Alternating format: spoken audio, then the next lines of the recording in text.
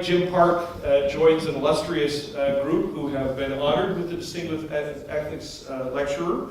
Last year was Lee Bird, the CEO of At Home. The year before that was Jim Quigley, the former CEO of Deloitte.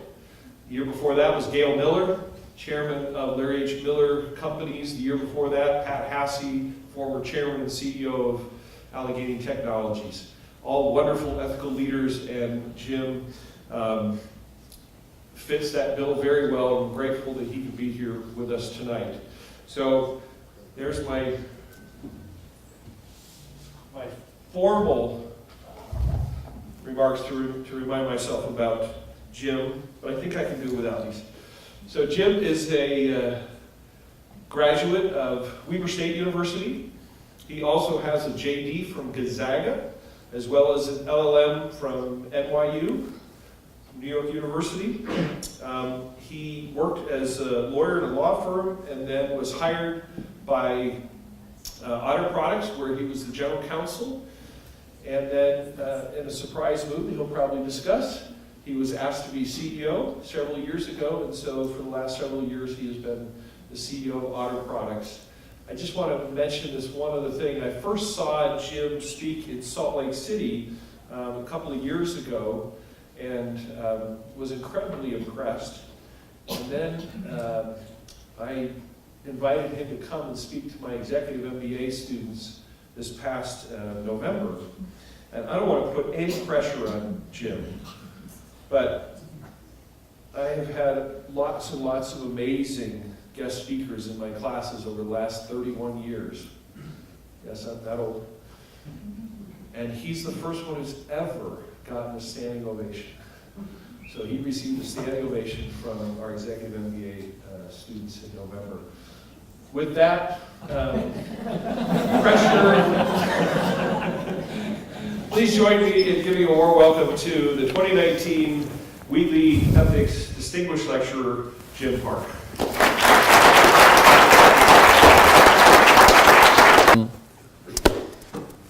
When the executive MBA class decided to stand up and clap, I'm pretty sure that they were trying to get free phone cases out of me. And that's all right. That's all right. So if you may not be aware of the company that I work for, Otter Products is a company that manufactures protective cases for mobile devices. The company's about 20 years old, and we have slightly, just under 50% market share in the US, and significantly more in other countries around the world. We've got offices in 26 different countries, and we're a company that tries to do good wherever we go. I also have the opportunity to manage the parent company, Blue Ocean Enterprises, which owns a number of different companies throughout the world, and I'll share a few stories about some of those as we go. You know, I get asked to speak on the topic of ethics frequently. I've lost track of how many universities I've spoken at, and when I met Brad, I had actually been asked to speak at a university just north of here, which was my least favorite speaking engagement that I've ever done. Yeah, and I hope you'll forgive me for that.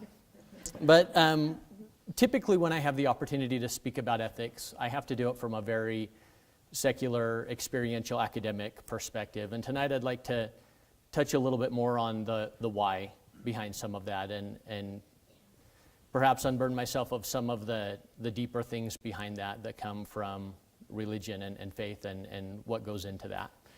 So, you know, to start with, when I think of ethics, I think that there is a high bar that we are required to live up to. The fact that we are people that have made covenants requires us, as we take upon ourselves the name of Christ, to try to live up to the level of integrity that He has. And that's a really high bar. Now, if you think about it, there's very few people that have ever achieved anything close to that. One of my favorite examples is from the Old Testament, the story of Job. And as you can see on the screen, there's a scripture in Job. Hast thou considered my servant Job, that there is none like him in the earth, a perfect and an upright man, one that feareth God and escheweth evil, and still he holdeth fast in his integrity. How would it be for that kind of a statement to be made about each of us? How would it be if that was who we were as human beings? That if the Lord was making one statement about us, it would be, I can trust this person with anything. Well, I'd like to tell you a few stories this evening. As a matter of fact, I'd like to tell you 5 different stories.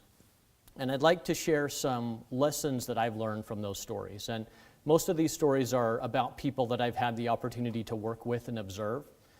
But they're stories that hopefully will allow you to see some of the different aspects that you students are about to experience in real life. If you think that ethics is something that you're going to learn about in a classroom and it's not really going to impact you in your life, I'll just tell you right now, you're wrong. You're going to be dealing with these situations and these questions on a daily basis. So let me start by sharing the first lesson and then tell you a story about my friend Reuben. So the first lesson is the rewards of integrity in business far outweigh any short-term gain that you might achieve.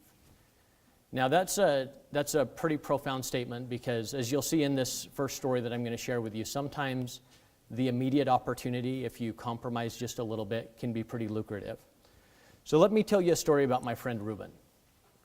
Reuben was one of our employees, and Reuben was a kind of a mid-level manager, and we do a lot of business all over the world, and we do a lot of manufacturing in Mexico, in the US, and we do a lot in China as well.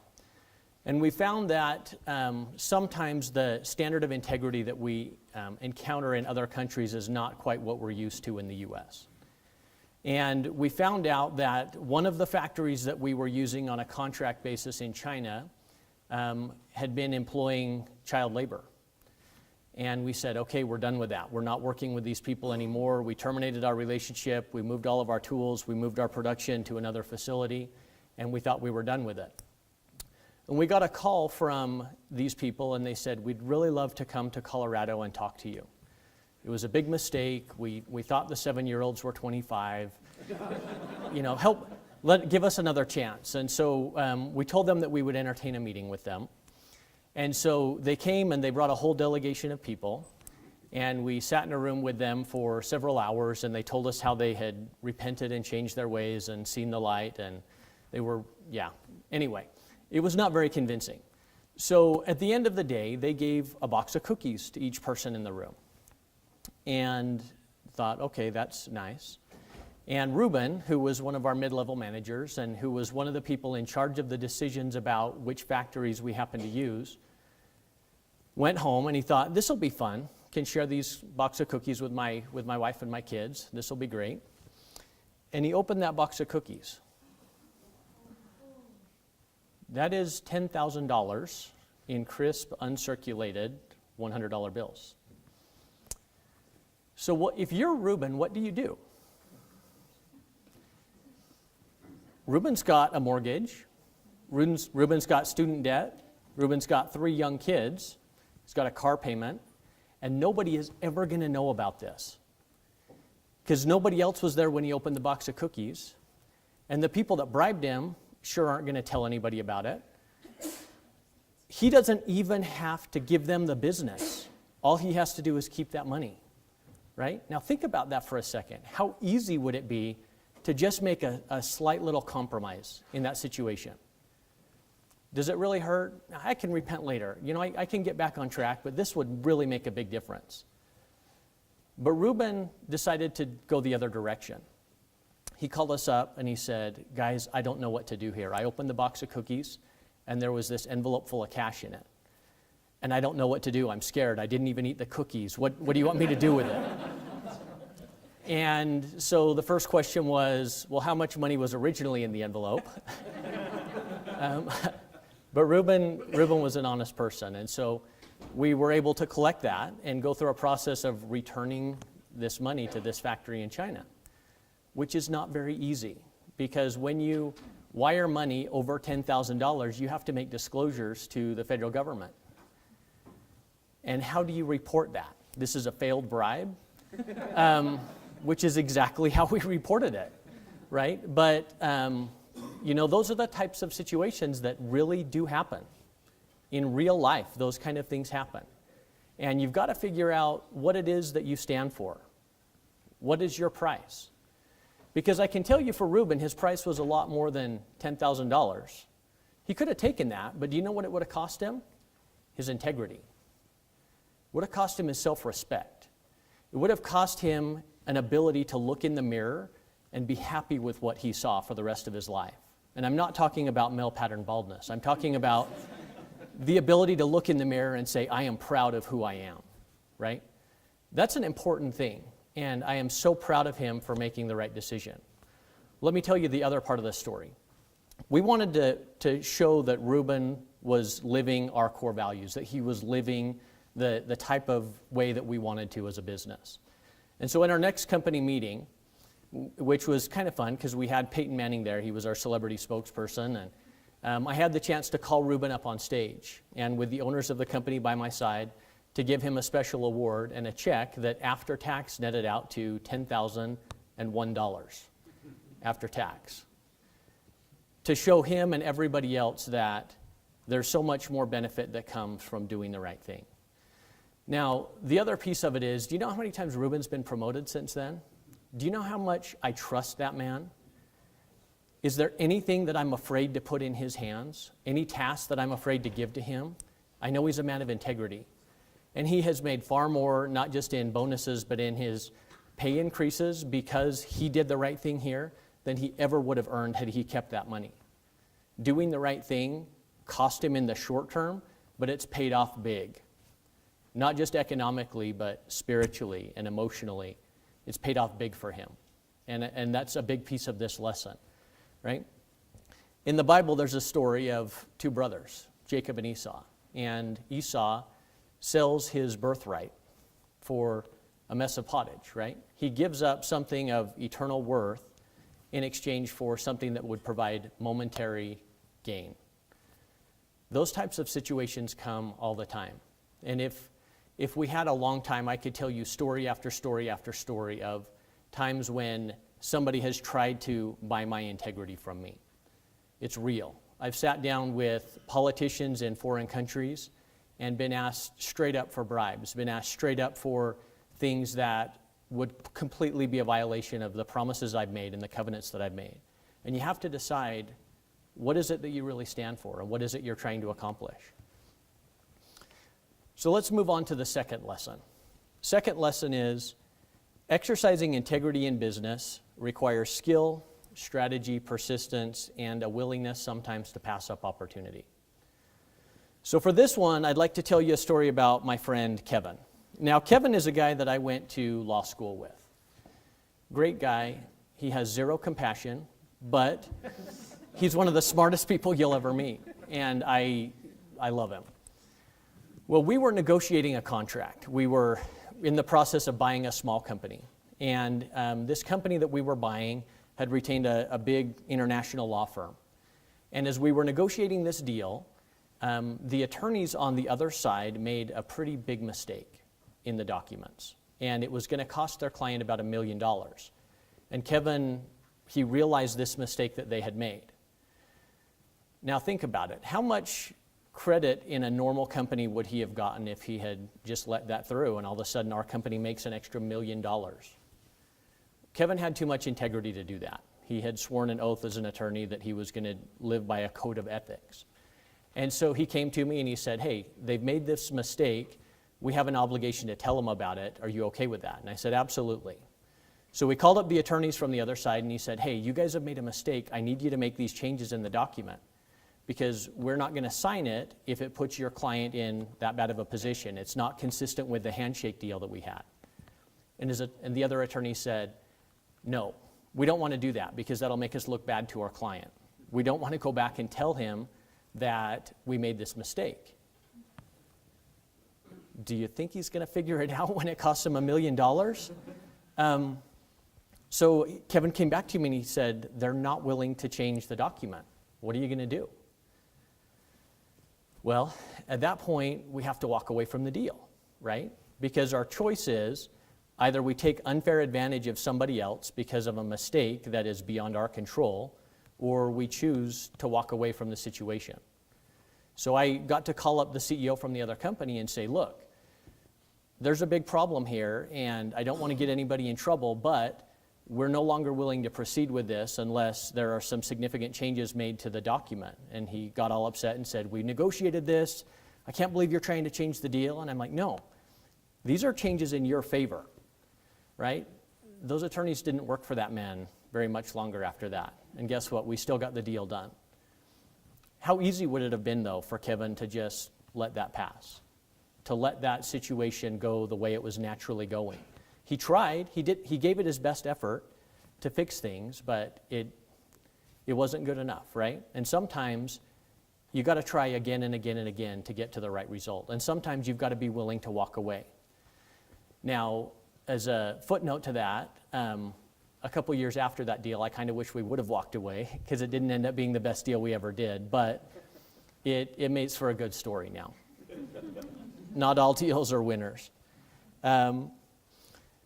You know, one of the things that reminds me of is a scripture in Matthew. The Savior says, behold, I send you forth as sheep in the midst of wolves. Be ye therefore wise as serpents and harmless as doves.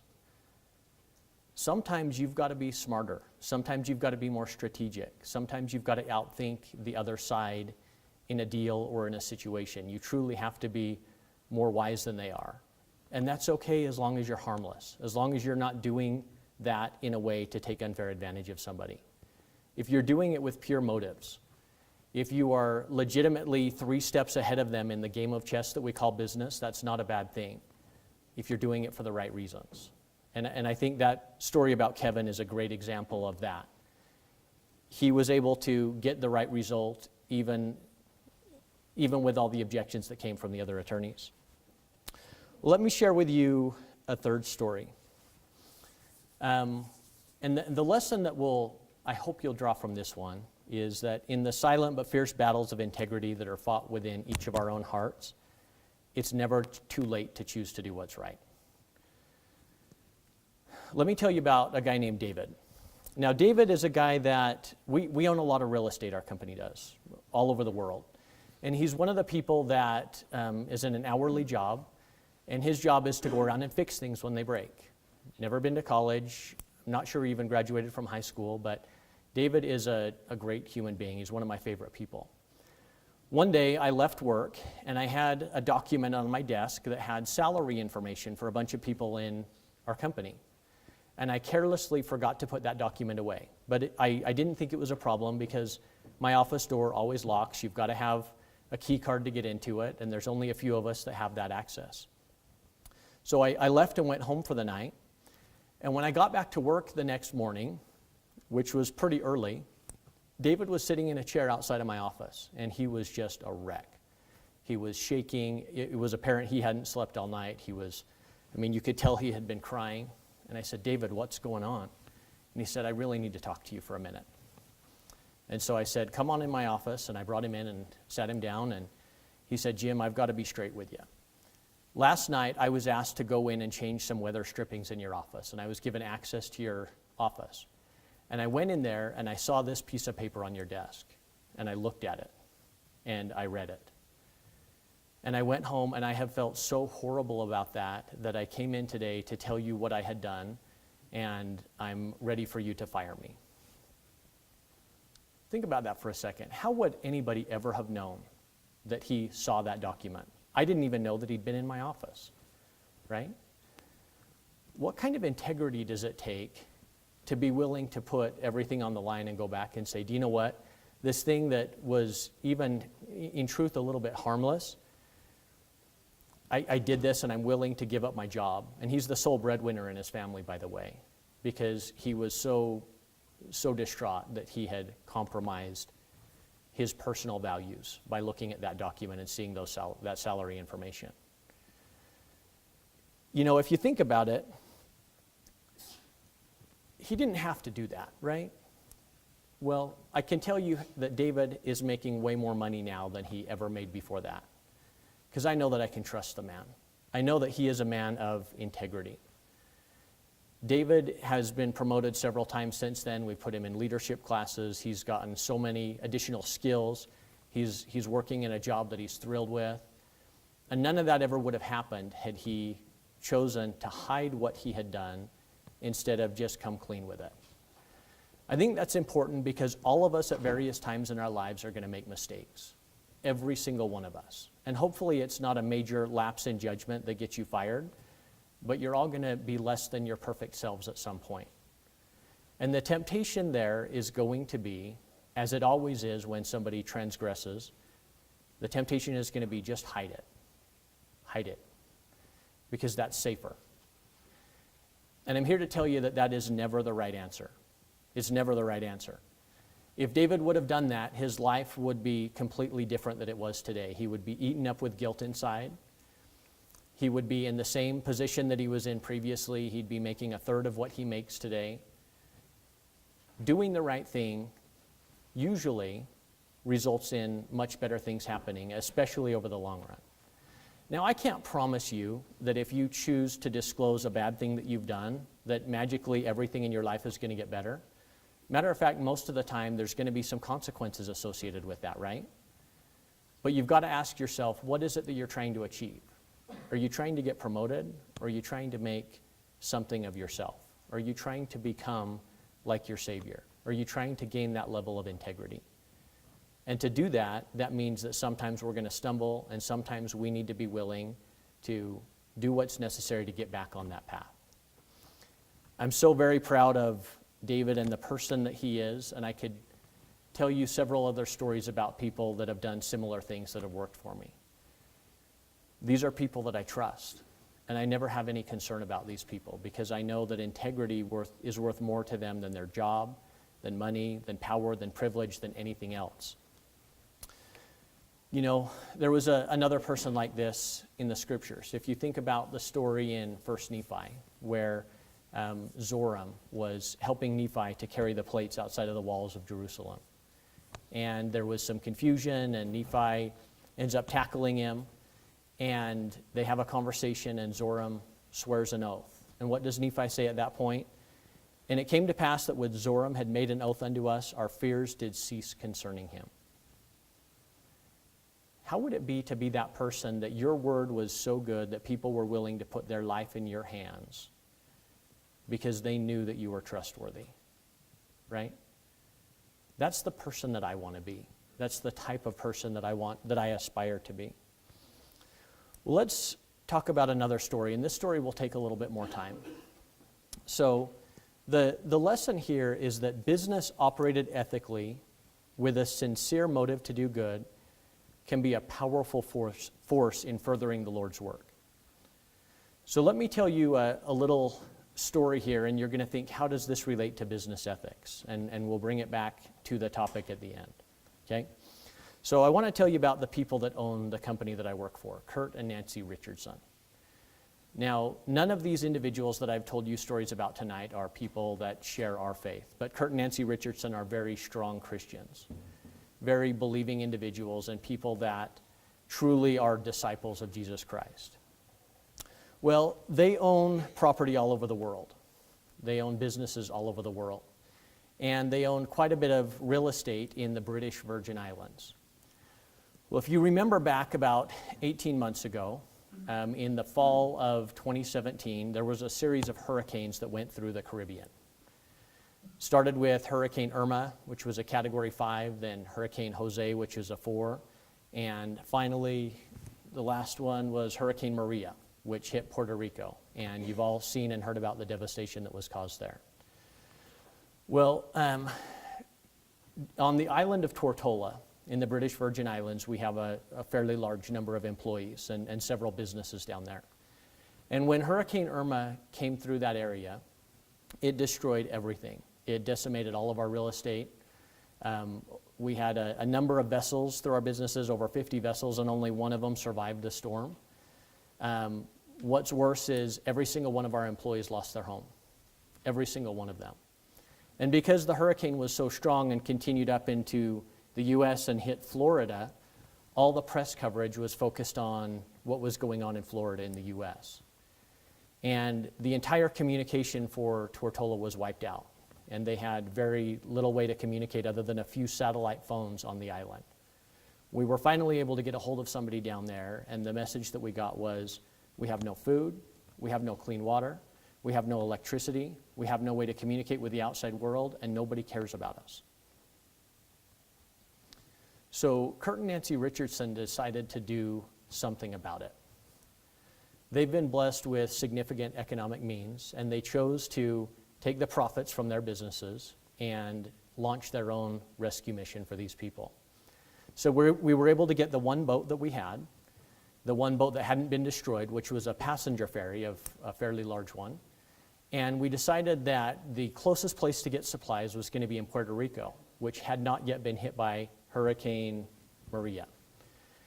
And so we sent the boat over to Puerto Rico and realized pretty soon that we didn't have the manpower on Puerto Rico to be able to get the supplies and load the boat with all that was needed.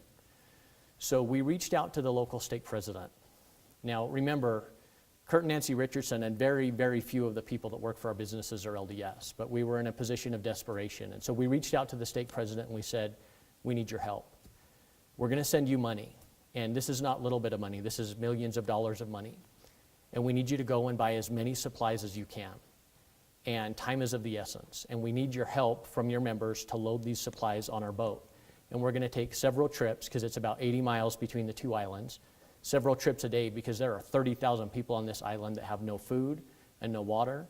And there are kids and there are pregnant women, and this is a dire situation. In addition to that, Kurt and Nancy Richardson evacuated all of the pregnant women off the island and brought them to Fort Collins, Colorado, and arranged for free medical care for them. But we started ferrying supplies back and forth from Puerto Rico. And as often happens when you aren't managing your supply chain, the people in Puerto Rico were buying supplies a lot faster than we could ship them to Tortola. And so they got to this point where they said, we can't just leave these supplies outside, let's go store them in the stake center. And so they filled up the cultural hall in the stake center with all these supplies. Well, a couple days after that, after they had moved the supplies into the stake center, Hurricane Maria comes. And this time it not only hits Tortola again, but it hits Puerto Rico. And there's several days before people can get out of their house and before the water levels subside where they can go anywhere. And the stake president leaves his home, President Rosa, a phenomenal human being. I'm so very grateful for him. But he leaves his home and he's able to go to some of the members that are immediately around him. And he sees a mother sitting on the front step of her house with her little children, crying, sobbing, because she has no food. And her kids haven't eaten for days, and wondering, what are we going to do? What are we going to do? Because there's nothing, and we're completely hopeless in this situation. And President Rosa has nothing to offer them.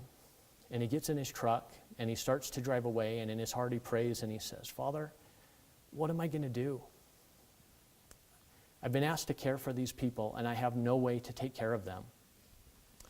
And the thought comes to his mind, I have already taken care of these people. The supplies are in the stake center. Go get the supplies and distribute to your people. Think about that for a second. The Lord had arranged through a business in Fort Collins, Colorado, to make sure that people in Tortola and then an entire stake of people in Puerto Rico were taken care of through natural disasters that were unprecedented. Think if Kurt and Nancy Richardson had been more focused on profit, on keeping their money, on buying more things, more expensive toys, than on helping people. That's what business ethics is really about. It's not about not choosing to do bad things. It's about finding a way to make a difference in the world because of business. Business is not evil. Business is not wrong. Capitalism is not this scary creature that everybody talks about it as being. If you do it with integrity and you do it with pure motives, it can be such a force for good in the world. Let me just show you a few pieces from that. We were able to mobilize not only the members in Puerto Rico and the missionaries and move millions upon millions of dollars worth of food to these people, but the owner of the company, Kurt Richardson, now cannot talk about our church without his eyes filling up with tears. Because his church wasn't able to do anything about it. And all the relief agencies that we work with routinely weren't able to do anything about it. But guess who was? The Mormons and the missionaries in Puerto Rico.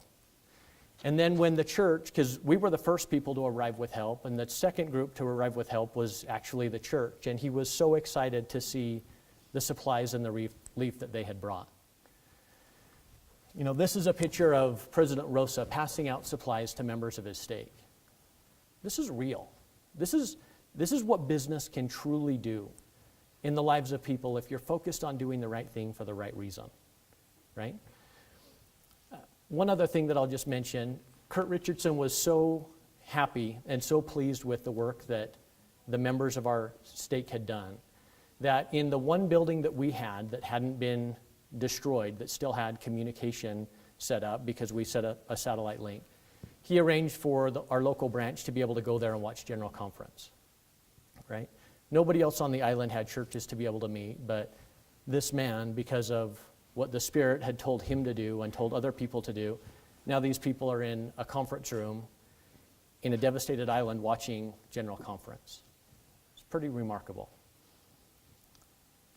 It's pretty remarkable what business can do if you do it right. Now, when I think of Kurt and Nancy Richardson, you've heard the story of the rich young ruler, the person that was told, if you want to follow Christ, you need to leave everything that you have and truly follow him. We know, because we're covenant people, that sometimes it's not required that we actually give up all of our money, but we need to be willing to. Kurt and Nancy Richardson are not of our faith, but they are absolutely willing to use their business, to use their resources to make a difference in people's lives. My hope is, students in particular, that as you go into the workforce, as you go into the world, that you'll take heart from some of these examples, that you'll realize that you going to work every day means a whole lot more than just you spending 8 hours in boredom, right? Think about all the work and all the effort that went into earning all of the money that was used in this relief effort. Do you think the people sitting at their desk every day realized what was actually going to come from their effort that day?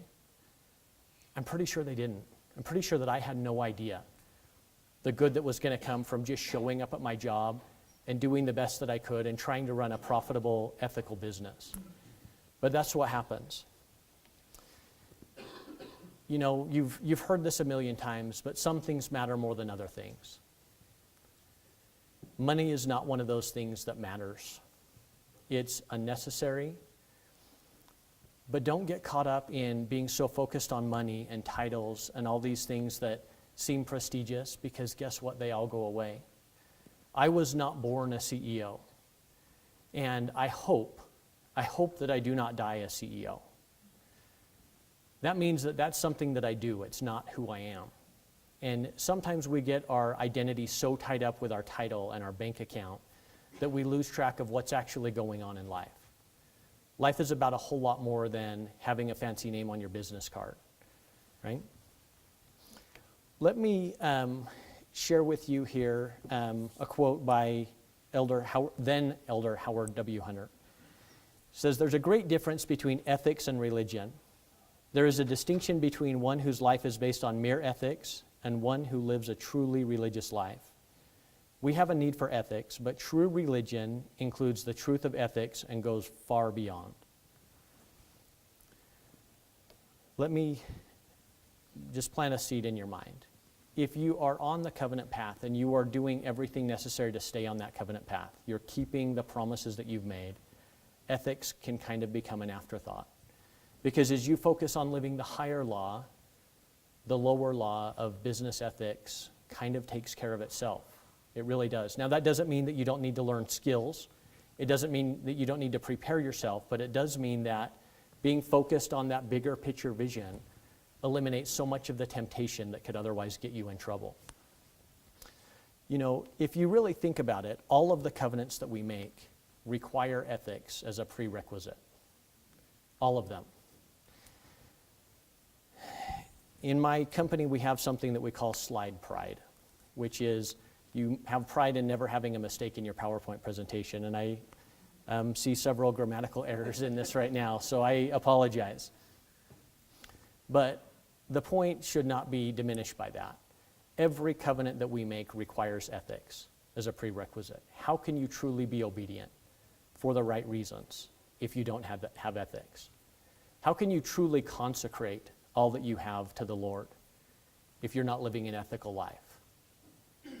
There's examples in the scriptures of people that try to live the law of consecration half-heartedly and ethically are not all the way bought in and try and hold something back. Let me give you the punchline. It doesn't go well for them, right? So let me finish with a final lesson. The lesson here is that integrity in serving others unlocks the power of heaven, even in business. And so this last story is a little bit more personal for me, and I hope you'll forgive the personal nature of this, but I also hope you'll realize that I am not the hero of this story. I'm far from it. So let me share with you a situation that happened a couple of years ago. In business, sometimes you enter into partnerships and agreements with other companies. And with one of our businesses in particular, we entered into a partnership with a company, and it was a very good partnership, and we had a document that was written out. But over time, there's additional promises that are made, and sometimes those are not all put in writing. And me and the leader of this other company had an agreement on something, and I had given my word on something. And then circumstances changed. Circumstances in society that was not the fault of our company or the other company, but things changed. And it changed in a way that was going to be devastating for our company. We were going to lose about 20% of our workforce because of this change that happened that we couldn't control. And so my first reaction was, let me reach out to the other side and see if we can come to some sort of compromise. But the nature of the situation was a complete zero-sum game. There was no way for us to not be harmed unless they were harmed. And there was no way for them to not be harmed unless we were harmed. And it was one of those nightmarish situations that you hope you never find yourself in. And we had a period of time before this was all going to play out, about a month.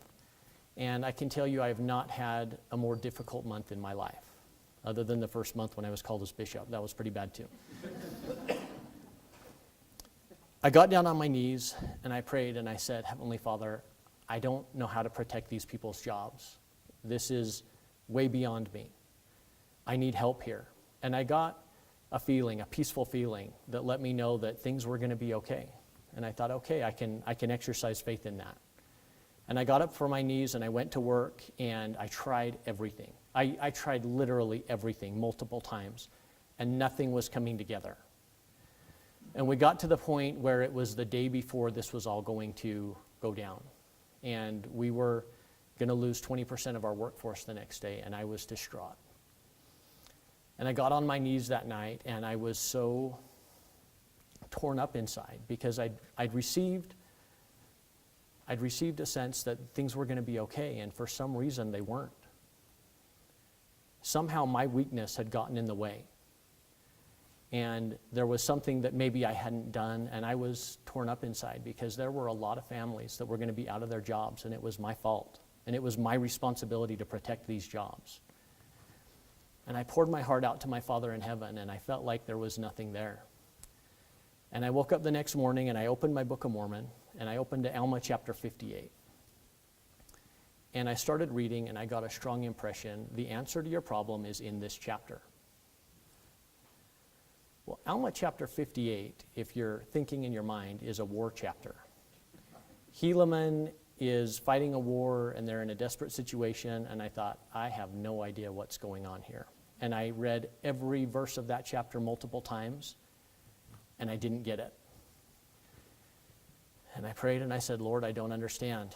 I'm not smart enough to get this. I need your help. Explain this to me. And I got up, and I went to work. And by 11 o'clock that morning, every piece of the puzzle had fallen into place that we were able to save every single one of those jobs. The Lord intervened in our business because he cared so much about those people. And even in spite of my weakness, he was willing to do that because we wanted this, not because we could make a lot more money, not for profit, but because we cared about these people, these individuals that had families and lives and mortgages and kids in college and all of these things. It's my testimony that the Lord cares about every aspect of our lives. It's not just about our church callings. It's not just about our family. Now, I cannot promise you that if you do the right thing, that it's always going to produce the right result in business. Remember, we started by talking about Job. We started by talking about a man that the Lord said was perfect in his integrity, and he lost everything, right? But then what happens at the end of the book? He gets it all back and more. I can't promise you, I've never read the promise anywhere, and I don't believe it, that if you do the right thing, it's always going to pay off in that moment. But I can tell you that sometimes it does. And when you have a chance to see the hand of the Lord in your business affairs, it's a really sweet experience. He cares. We're asked in Alma 34 to cry unto the Lord over the crops of our fields. I hope that you're students, I hope that you're prayerful in your decisions about your career, in your decisions about your education, in all the things that you're engaged in, because there is absolute help available for you there. Absolute help.